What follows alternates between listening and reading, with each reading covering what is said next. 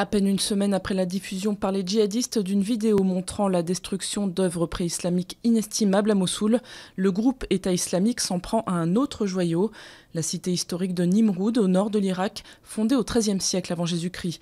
L'EI a lancé une offensive fulgurante en juin 2014 dans le pays.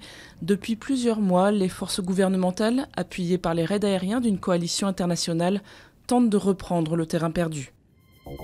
Réunion cruciale au Conseil général du Tarn à Albi. Alors que le climat autour de la question du projet de barrage de Sivins est extrêmement tendu, des solutions de remplacement doivent être étudiées. Sur le site, les effectifs des forces de l'ordre ont été renforcés. Qu'elles soient pro ou anti-barrage, les manifestations sont interdites vendredi à Albi. Y a-t-il un lien entre la Corée du Nord et l'auteur de l'attaque contre l'ambassadeur américain en Corée du Sud? Séoul a ouvert une enquête au lendemain de l'agression qui a valu aux représentants des États-Unis 80 points de suture et une profonde entaille au visage.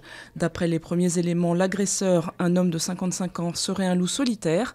Fervent nationaliste, il serait convaincu que Washington est l'un des principaux obstacles à la réunification de la péninsule coréenne. A priori, plus de peur que de mal pour Harrison Ford. L'acteur américain de 72 ans s'est blessé jeudi près de Los Angeles dans le crash d'un petit avion qu'il pilotait.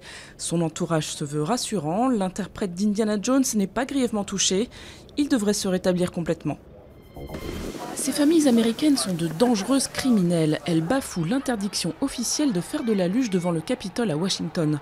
Un lieu très surveillé, mais les amateurs de glisse crient à l'excès de zèle. Une pétition a même été créée sur Twitter.